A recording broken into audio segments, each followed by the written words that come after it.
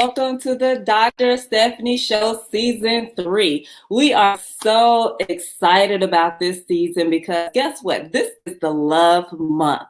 This is Valentine's Day month. And during this time, I know a lot of single women, you all feel lonely, you want to give up, and we don't want you to do that on the Dr. Stephanie Show. We want you all to have hope and encouragement. That's the reason why we have amazing couples on this show.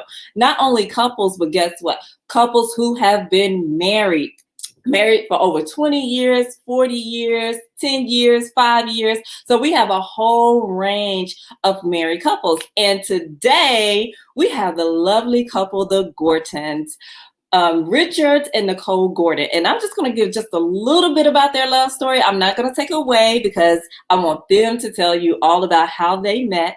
But I have my notes too. Y'all know I love to have notes. So I might be looking down on my notes a little bit. But Richard moved from California to North Carolina to attend North Carolina A&T. And you know, we are big HBCU fans on the Dr. Stephanie Show.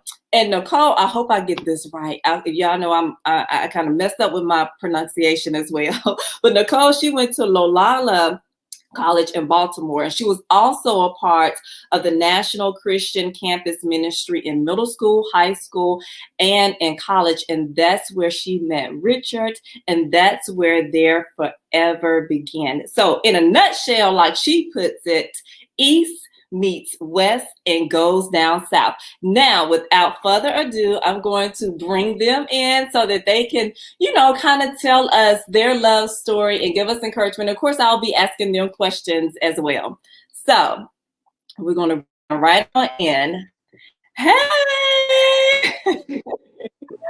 I am so excited to have you all on. And if you could just introduce yourself again, this is just a candid conversation. We're not going to be formal at all. It's very candid. Just like I said when we were in the green room, just to tell us a little bit about your story and encouragement to single women. You all have been married for almost 20 years, which is almost unheard of these days. It is. And because, a lot of people get married and then divorce, get married again and then divorce. And we want people to get married and stay married. But the way you get married and stay married is if you hear from God. So just tell us a little bit about your love story. That is so cute. He always defers to me because he's like, you go ahead and tell it. Basically, we met when I was in high school and my husband was in college. We were part of a national college, middle school, and high school ministry called New Generation Campus Ministries. And every year we would have an annual conference as well as regional conferences. Well, the particular year, I don't remember, but it was an annual conference. And so all the schools, like all the colleges, all the high schools and middle schools were represented there at that conference. And so it was just a brief introduction like, hey, this is Richard. He goes to North Carolina A&T. Hey, this is Nicole. She's a high schooler in Philly and she blah, blah, blah, blah, blah. And because I, at the conferences, a group of us would like dance and step and stuff like that, we were, I guess, highly visible, so to speak. And so, that was just a very brief meeting. And it was just like, oh, okay, hey, he's a nice fellow. That's nice, great. And so then fast forward to college for me, I was in my sophomore year at Loyola College in Baltimore. And I felt like the Lord was leading me to move down to Atlanta to help with this church planting team. And it really didn't make sense in the natural just because I really liked my life where I was. It wasn't like, I was disgruntled or discontent or unhappy with my life the way it was. But God had other plans. And so I moved down there and interestingly enough, divinely enough, or providentially enough, I guess, you could say, Richard moved down to help with the same church plant. And so we were sort of reacquainted during that time and became more like, I don't know, kind of like brother and sister, or just really good friends. And he would come over to my aunt's house, and we all had cook nights, and my cook night was Sunday, so a lot of people would come over after church. So it wasn't anything like that. And so I had transferred to Georgia State University, which is where I eventually graduated from. And so, we were just, living our lives, whatever. I graduated, and he took my graduation photos, which is really funny, and because he's interested in photography, and so after I graduated, and then I got a job and stuff like that, and I started just like having feelings for him, and I wasn't really quite sure what that was. I wasn't sure if it was like, okay, what's next now that I've graduated and I have a job, or if it was just like, because of the church that we were in had a lot of like college students and single people. It was a lot of people in the back of their minds was like, oh, is that my husband? Is that my husband? Is he it? Is she it? Is that my wife? That kind of thing. And so it wasn't anything like that. So I wasn't really quite sure what to do with that. And so, I talked to one of my friends about it at the time, and she was like, well, I mean, it's okay to have those kinds of feelings. It's not like, there's anything inappropriate about liking someone, and possibly even wanting to find out more about them, and stuff like that. And I had never dated prior to this time, and neither had my husband, right? Right. I mean, besides going to the prom and things like that, I mean, I never really seriously dated. And I think that was the way, honestly, to be honest with you, I think it was the way the Lord kept me safe. Get in relationships that, it was always, I would like this girl, but she didn't like me, or this girl would like me, but I didn't like her. And, it wasn't actually until I met Nicole that the feeling was mutual. And I really just think that was God's way of protecting me, keeping me safe. Wow. Yes. And so, basically, I discovered he had feelings for me. He called me up at work one day. He's like, do you want to go, get some coffee? And I said, well, I don't really drink coffee. And he said, oh, good. Neither do I. He said, so he's like, do you want to go get some hot cocoa or something at like Starbucks? Oh, I'm sorry. Maybe you need to bleep Starbucks out because it's maybe not a sponsor, but at a coffee shop. And so I was like, yeah, that sounds really good. And so I was so nervous because, first of all, cell phones were really like just coming out. And he called me at work. And so I was like, what in the world is this all about? And my boss is the one who answered the phone. And she was just like, Nicole, there's a call for you. And it's a boy. Because all of my, coworkers and my boss and stuff knew that I wasn't really dating that way or didn't have a boyfriend and that kind of thing. And so I was like, oh, okay, I'll take it in the kitchen. That's when phones were still in kitchens. And so I know, right? And so I make it sound so old, but we're not that old. But anyway. Anywho, we went, he came to the house to pick me up, and he said, my aunt said, hey, Nicole Richards here. And I was just like almost frozen. Like I stayed upstairs for a long time. So much and my friend was like, you need to get your tail down those steps and you just need to go, whatever. Cause regardless of what he has to say or doesn't have to say, you all are still friends, whatever, yada, yada, yada. So I was like, okay. So, I mean, it must have been at least a half hour, 45 minutes that had passed. I came downstairs. He was sitting on the couch. He had his head laid back. He was like, his eyes were closed. And I went past him into the kitchen. And my aunt was like, oh, did you not hear me calling you? Like, telling you that he was downstairs. And I was like, yeah, no, I heard you. And she was like, well, okay, then why are you like keeping him waiting? Like, just let him know you're down here. And so I was like, oh, hey, I'm down here. And he was like, oh, okay. He's like, well, I'm really kind of hungry. Do you want to get something to eat? And I was like, yeah, I could eat something. And so we go to the restaurant, and I said, you said you had something that you wanted to talk to me about. And he's like, well, let's at least get seated and like order our food. Because we were like in the waiting area of the restaurant. And he's like, let's just wait until we sit down and have some food. So we finally got our seats, sat down, had some food, ordered our food. And then I was like, and so, and he's like, well, I was talking with your uncle, not the one I lived with, but my mom's brother, who actually was living at my husband's house, my now husband's house. And he was like, I was talking to your uncle, and he asked me, what do you think about my niece Nicole?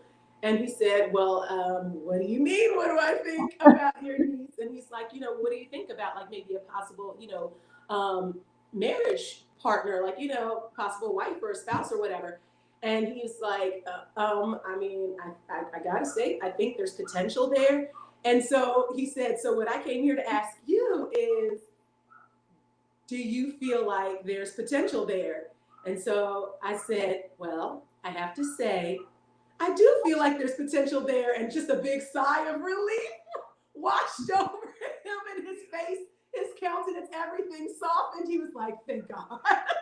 I know. Oh, it's so many questions that I have. I'm just jotting notes. Yeah, go ahead. You can go ahead and ask questions, because I mean, then we dated for a while, and then we didn't date for like about 6 months, I think, 3 months, and then we started dating again, and then we got engaged, and then 10 months after that, we got married. That is so amazing. Something that you said, Richard, is that you never dated, and it was because either you liked the person, she didn't like you, or she liked you and you didn't like her. And when it came to Nicole, it was mutual feelings. And so often, we as single women, we date this person, that person, this person, just trying to find that mutual feeling. What advice? Because in the Bible, it doesn't say anything about, dating. The word dating isn't in the Bible. So we kind of, especially with Christian dating, you kind of get stuck on, well, should I date? Is it a sin for me to date? Will God be mad at me? What are your advice, or your, any opinions on, single women just going out trying to find that mutual feeling? Wow, I think probably the biggest thing is that, your love and focus has got to be on the Lord first. Mm. The reason is because, I tell my kids this all the time, like, the single most important decision that you make is accepting Jesus Christ as your Lord and Savior. The second most important decision you will ever make is who you marry. Mm. If you can't hear the Lord, then like, this was years before I met Nicole. I had, well, I wouldn't say years before, but I was in college, and I remember praying, and I was asking God about marriage and everything, and I felt like the Lord told me my wife's name was going to be Nicole. Now, I had a friend that was closer, that was in college, that I thought was the one, Nicole, and she didn't like me though. She was a friend, but she didn't like me like that. And so my heart was devastated. I was like, but Lord, I thought you said this, and that. And of course, I did not go to her and say, listen, the Lord said you are my wife. Mm-hmm. But the thing is, being able to hear the Lord, and that takes a lifetime. But learning to hear His voice and respond to it helps you say you need to stay away from that one. Mm. So how do you hear God's voice? One way I know that I think that I hear God's voice is through the scripture. Because whenever I meet a guy, I always go into prayer, but I always go into reading the Bible too, because I feel like, I just hear clearly from God when I read the scriptures. And a lot of single women, when we don't necessarily go into prayer when we meet somebody. We just see the man, we see that he's nice. Or now he doesn't even have to be nice looking. Just if he has a great paying job, we're on it. Right. And I feel like we skip trying to hear from God, because I can be honest. Sometimes I go back and forth with God. If I meet somebody and I'm like, oh my God, Lord, I know this is the one.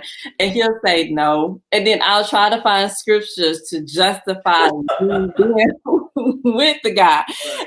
And it's like, no. So what are some of the small things that we can do as single women to kind of hear from God, I guess, about our spouse when we go into prayer about getting married? Honestly, lose yourself in Jesus.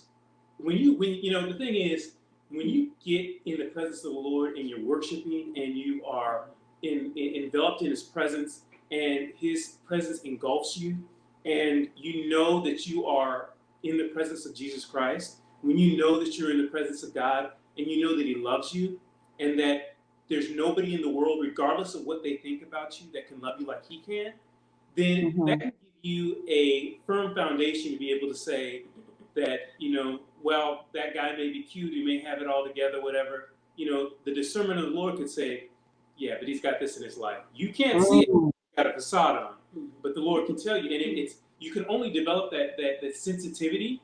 The Bible says men, and this of course includes women, should always pray and not faint.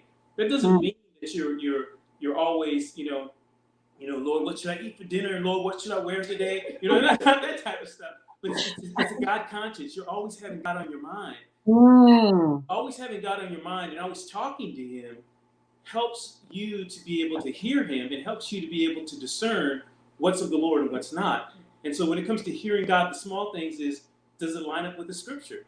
If Jesus Christ is not the first and foremost within that man's life, and he's supposed to be the spiritual head of your home, you don't need to be talking. That's just, that's, if he needs to grow, give him space and let him grow.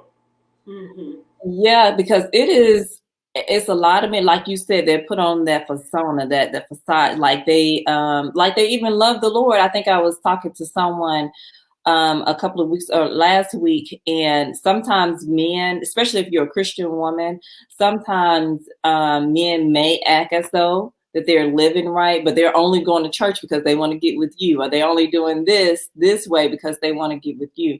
Now, it seems as though, just listening from your story, that you knew right from the start, on the very first date, you knew that she was going to be your wife. Because you went directly to, is there mutual, like you actually talked to, which I thought was amazing, that you talked to her uncle about marriage, not even dating, but about marriage. That to me is a man who knows exactly what he wants. And we don't get that. Not that we're not trying to bash men out there at all on this show, not at all. We're just trying to give Christian single women advice on how to, I guess, attract that single man and what they need, that Christian single man. So with that being said, do you think that it's a specific time, for couples to get married? Like, should they date years and years? Because you have people who are dating 3, 4 years, 5 years at that, and never marry. And then you have people who may date, 6 months and then get married. Do you think it's a specific time limit on when we should get married, when we are dating someone? Well, let me go. I'll say this. I'll say that as far as a specific time limit, I do think that you do need to be mindful of what Paul said. It's better to marry than to burn.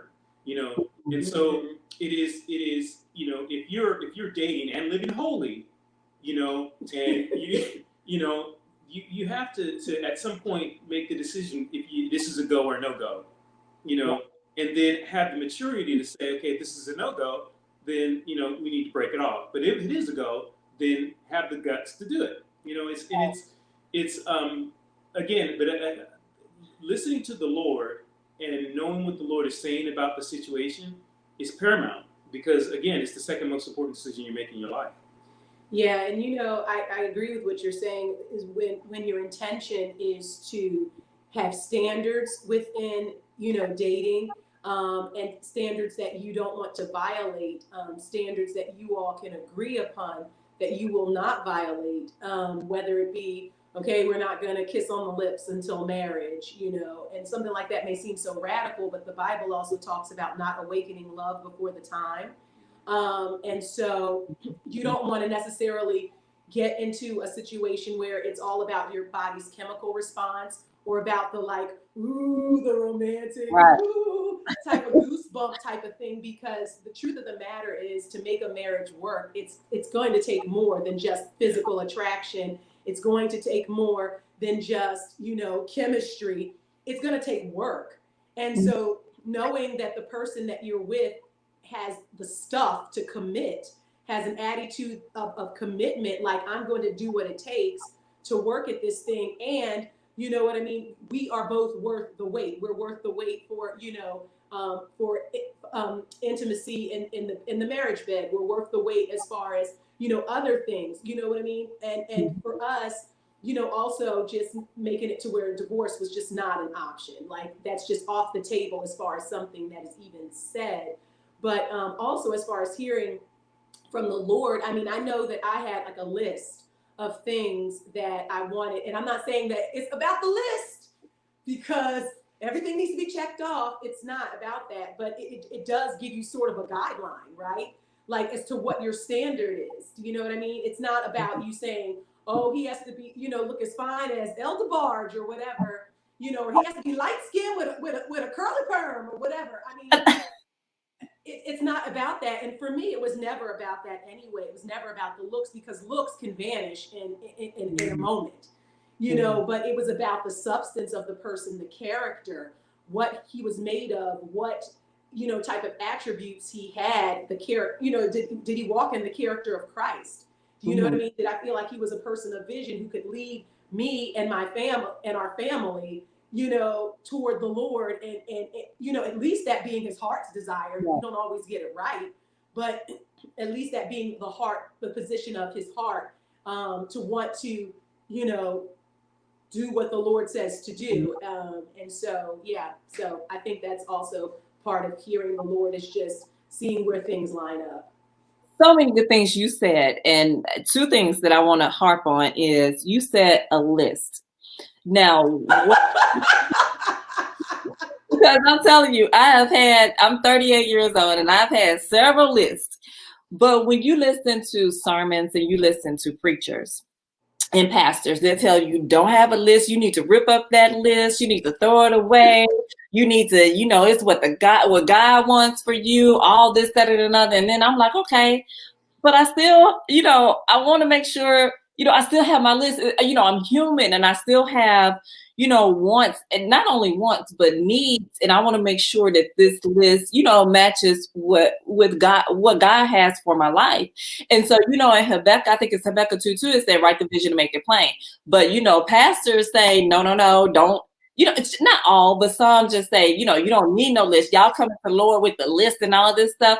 So what are your thoughts? Because there are some things, I can give you some things on my list. Of course, Christian man, and at 38, yes, I do want him to have a job. I want him to have a car. These are normal things that adults should have. Of course, get along, have that chemistry with my son, and different things like that. So at one point, I did just toss my list away and just say, Lord, your will. And then, then I went back to the list. I keep going back and forth. We get so many, opinions about a list. So what are your thoughts about the list? I know you just mentioned it, but do you think it's okay for us to have, a list? I think part of it is when you think about the will of God and how God does work in us, both to will and to do of his good pleasure. So, the list is it's not something that is going to be, written in stone. It's something you can pray to the Lord and the Lord can massage that list. Okay, young, you need to take this one right here off. And then having the maturity to be sensitive to the Lord saying, that list needs to change. But I mean, the Lord is going to give you desires. You have to understand how God works with desires, how God works with will, how God works with, your personality. And so being a person of maturity, understanding how God works in those areas helps you to have a list that is scriptural and is based on God's word, and God can approve it. If you have a list that God can approve, then you do need to rip up that list. Yeah. And sorry, go ahead. No, go ahead. Well, and the Bible talks about many are the plans of a man's heart, but the Lord orders his steps. And so, if your heart is truly like, God, I want your will for my life, right? The Lord is going to direct your steps regardless of what plans you have. I didn't plan to move to Georgia. I didn't plan to move to the South ever. I never, because I'm from Pennsylvania, and I just never thought that I would ever live in the South. I didn't like what, was going on racism wise, the history, all the, the different things. I just didn't want any part of it. And so I kind of thought it was a joke, like when God, said, I want you to move down there, and so on and so forth. And then even when I did move down there and my life wasn't as I thought it was going to be, and it's like, God, what gives? What's happening? But the Lord, he doesn't say that all things are going to be good in your life. He just says that he's going to work together all things for your good, especially for those that love him and are called according to his purposes. And so it's a matter of trust in the Lord, in the one who created you, and then ultimately the one who created your spouse too, right? Yeah. So it's a degree of trust in saying, Lord, here's my list, but I surrender it to you. You know what I need because you made me. You know all the hairs on my head. You know me intimately, right? And so because you know that, you know the kind of person I need. The type of person I think I need may not be the type of person that I actually need. Right. And so, and the Lord will supply all your needs according to his riches and glory. But that doesn't mean that my need, what I think my need is the same as what he knows my need to be. Right. So what I'm hearing is it's okay to write the list. Just write it in pencil and be mindful and open to the fact that you need God to massage it. And your list needs to be scriptural. It needs to be scripture based. And when you go to the Lord may say, no, like you said, Richard, take this away, add this to it. And that goes back to aligning yourself with building or having a relationship with God so that you can hear what he is telling you and have an open heart to be able to follow his word. Now, another thing you said, Nicole, is work. And work in the marriage. Now, a lot of as single women, we hear married couples say, you might be mindful about what you're praying for because it's a lot of work. What does that mean? What does it mean to work in the marriage? So basically, it just means to put time and effort in, right? So when you're dating, right, it's dates, it's, okay, this event or that event, like, let me plan this big thing or let me give this great gift. And there's a lot of thought and effort and things that go into it. And a lot of times what happens is when people get married, they stop working at it. They stop, taking pride maybe in their appearance. They stop maybe, trying to get themselves together before, they go somewhere with you or something like that. They maybe stop doing a lot of the things that they did to sort of woo you or get together with you or to sort of put their best foot forward. So putting that best foot forward was work, right? And so that's still, in order to keep the flame burning, right? You got to feed it, right? So that's what I mean by work. You have to feed your marriage. My husband and I, what we would do every so often is we go to marriage conferences. We had a lot of premarital counseling, which exposed us to a lot of great books on marriage. And even throughout our marriage, we've been able to have exposure to really great books like Love and Marriage, right? Love and Respect. Love and Respect. And, I was even listening the other day to a book called The Strengths-Based Marriage. And, just feeding yourself and sowing into the marriage, not just stopping once you got, I got my pearl of great price. Right. Woo! Okay, now that's all right. You over there, you can just go, whatever, you know what I mean? Because I got you already. It's over. It's a wrap. No, it's not a wrap, right? It's something that continues. And I think sometimes too, so many people, they spend all this time thinking about like the wedding. Ooh, what am I going to wear? Ooh, what's he going to wear? Ooh, Right. the flower girl, the ring bearers, the bridesmaids, the groomsmen. And we, thank the Lord, had a vision of our lives beyond just the wedding day, which is great, which is also too one of the reasons why we were able to save ourselves for marriage. Fortunately, we were both virgins when we got married. We were able to save our, first kiss on the lips with each other until the wedding day, and because those were just standards that we had set forth. But, but that same, thing that it took to get, that husband, that wife, are the same things that you want to do to keep that husband and that wife, or that wife. Do you know what I'm saying? And so it's just investing in your marriage that way. Yeah, I think another thing that is important to understand about investing in marriage and the work that it takes in marriage is, dealing with unspoken expectation. So it's important, as a man, as a woman, to understand where the husband or wife is coming from. So, for example, and this is no fault to my wife, but her mom and dad weren't married, so she didn't see the example of the husband and wife and how they're supposed to interact. And me knowing that coming into marriage helps me to understand that she might not have seen that example in her child rearing. I mean, when she was growing up, of how a husband and wife get along. If you grew up in a house where your dad, like for example, locks all the doors and is a rough and tumble dad, and got into fights when he was younger, and then but you're getting ready to marry a guy that's not the type of guy that he is. You have to understand that expectation in terms of yes, he should protect you. I'm not saying he shouldn't. What I'm saying is his rough and tumbleness might not be the same as your dad, but that expectation's in your mind. Then you need to adjust because you've made a commitment to marriage and to this man. So now you need to adjust your expectations. You need to talk it out, because unspoken expectations can lead to a lot of hurt. Right. Where, my dad did this, you don't do this. Well, if I didn't know your dad did that. That type of thing. So what I'm hearing is communication is necessary during, I guess, the quote unquote dating phase and throughout the entire marriage. Yeah. And something else I wrote down, I got from that, the family background. I guess it's important for us as single. We see this, this handsome man, God-fearing Christian man at the same time.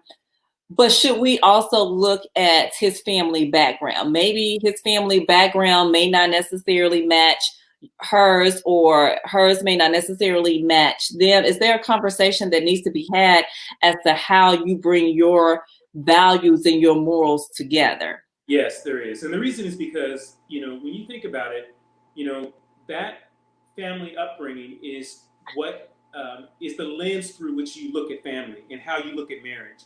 So if you've got, he's got his view and she's got her view, and you're trying to bring these two views together, they might not necessarily work. And you've got to understand that your marriage and your family may not necessarily be like your upbringing. Mm-hmm. And so, and the reason that you do need to talk about that is, if you've got I don't know, maybe a woman that's getting ready to get married, and, she's coming from a family that was divorced because the dad was violent. That's important to know, and if she has a tendency towards, throwing things at the husband and everything, that's something that's, yeah. When we were dating, and we were going through premarital counseling, our pastor said, you want to see your spouse angry before you get married to them. Really? Yes, and the reason is because when someone's angry, there's so much emotion that comes up. You want to see, do they know how to fight fair? And that's not, you can't imagine a wedding, or you can't imagine a marriage where there's no fighting, but that's just not reality. That's right. Not reality. You're going to have places where you're going to disagree. You're going to have, times when you hurt one another's feelings, and if you don't know, if someone is going to intentionally hurt your feelings when they're arguing with you when you're dating, then, if that's going to be something that is a no-go, then you need to know that. Right. Yes, because I did hear a pastor say that earlier this year, that you really don't, quote unquote, may not necessarily know that person that you're dating until you actually have a disagreement, so that you can know how that person reacts. So it's good that I'm hearing you all, and that the listening and viewing audience can hear you all say that, that it's okay to have disagreements, and Yeah. Yeah, you may want to have that disagreement just so you can know what you're getting into. Once you marry that person, you may not necessarily want to rush. My parents, they've been married for where they celebrated their 40th anniversary this a couple of weeks ago, and my mom, she tells me all the time that you learn something new about that person every day. Every day is something new. And I'm like, oh my God, really? Like I got to learn all over. He just can't be the same person. And so I guess, how do you, I guess, I don't know if I'm going to use the right words. How do you feed into your spouse's need? Do you feed into their needs? Are you conscious about, how they're changing and the different things that they're going through within their lives while you're married? Oh, absolutely. I mean, one of the things I tell Nicole is like, I can't be your everything, and she can't be my everything. So I tell her, go with your sister. Go with your cousin. Have a girls' night out. We have fun. I mean, because I'm not going to be a girl. I'm not. That is some good advice. That is good. Well, I mean, yeah, but it also works the other way around too. Yeah, she's not sure. a guy, and No. I mean, I need the camaraderie of guys sometimes. So sometimes I need to go out. Now, I mean, you have to understand that family takes priority, but at the same time, I'm like, listen, she and her sister went to Miami for a couple of days. I'm like, hey, go for it. I mean, I trust her. I know she's not going to be like going to some type of club with her sister. Right. So, right.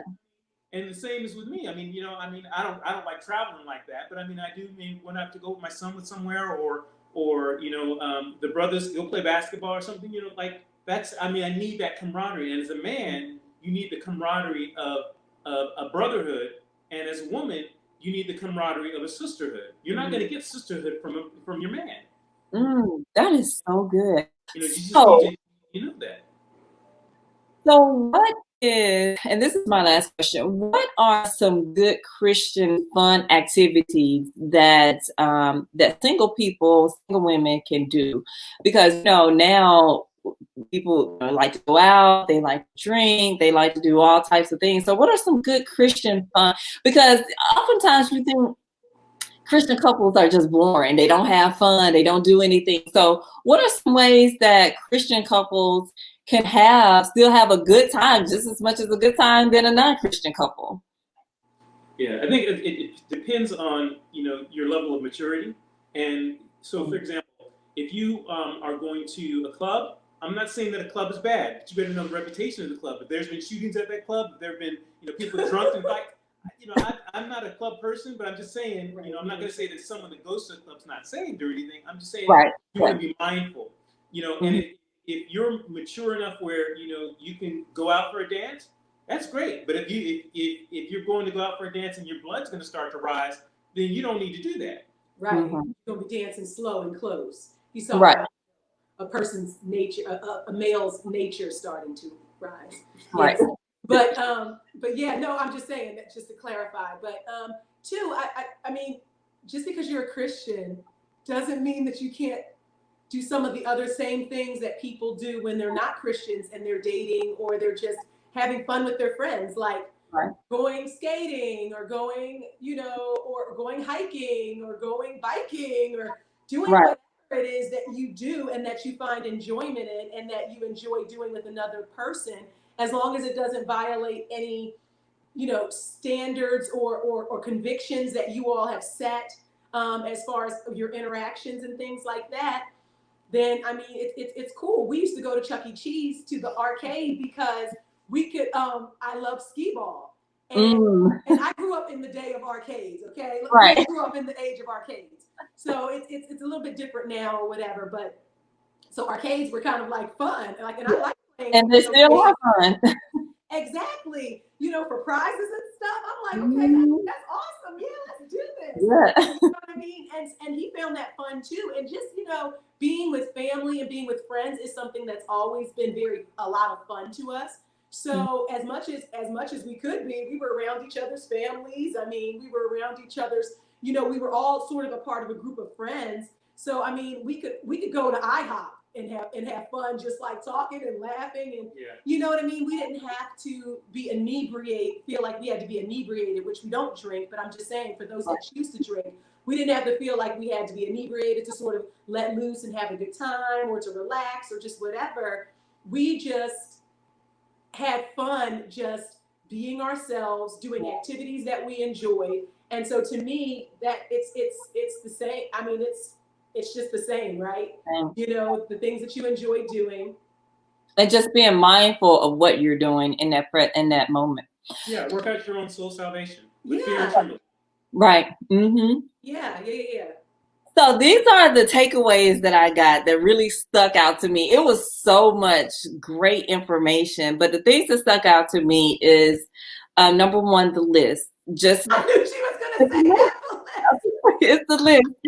But you have to, ladies, you can have a list, but make sure you write that list in pencil and be mindful and hear from God and allow God to massage that list and allow that list to be scripture based.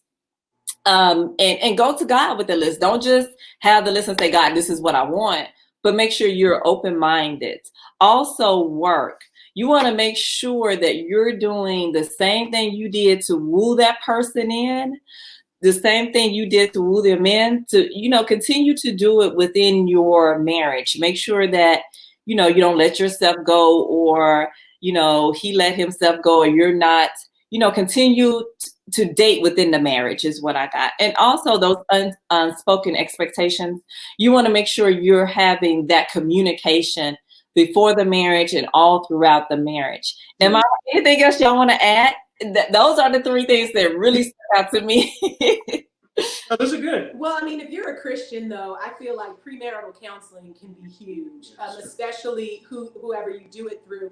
And it can be very huge because that's when we learned about unspoken expectations. There was a workbook that we went through called Preparing for Marriage. And it had in there expectations like who's going to take care of the kids? Who's going to, are both of you going to be the breadwinner? Or is it just going to be one of you? How many kids do you want to have?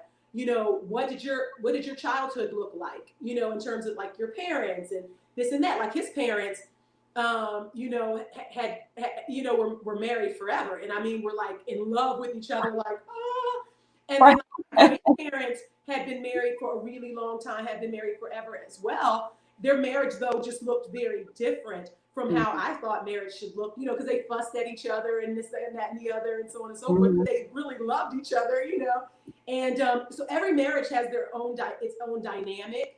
And you can look to other people's marriages to see what you might want to glean from those marriages.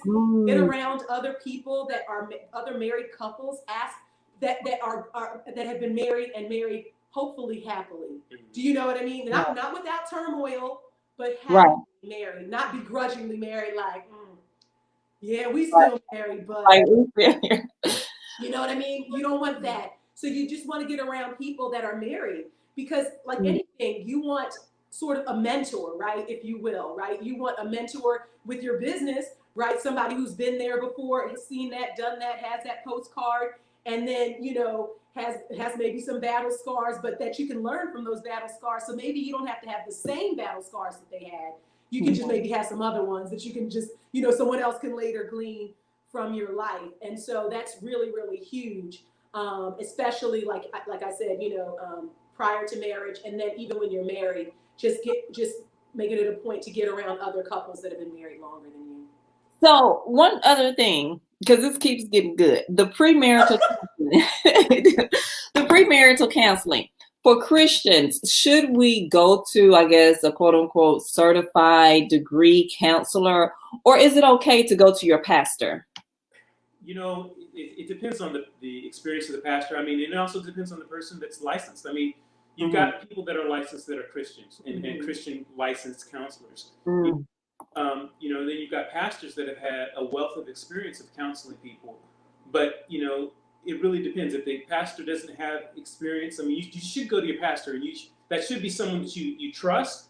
And if the pastor doesn't have the experience, they should have the maturity to say, I would recommend this person, or I recommend this group. And if you're going to a licensed counselor that's not saved, they're not going to understand, and they don't follow the Bible, they're not going to understand, the two shall become one, and having the same bank account, and having, not hiding anything, being able to tell, my wife that I'm going to, on a business trip, and I really am going on a business trip. I mean, it's not like, it's important, but yeah. It is, and I think it depends too on how well the person knows you. I feel like the better that they know, because like sometimes in big churches, it's easy to get lost, and so it's not a very sort of not necessarily a personalized experience, but it's a very generic experience, and sometimes I believe it can be a lot of areas can maybe be a bit glossed over because there's such high volume of people that are trying to counsel premaritally or divorce or whatever. They're trying to counsel the person, and we were blessed enough to have pastors that we would also call our friends, and so they were very and they're actually very straightforward people anyway.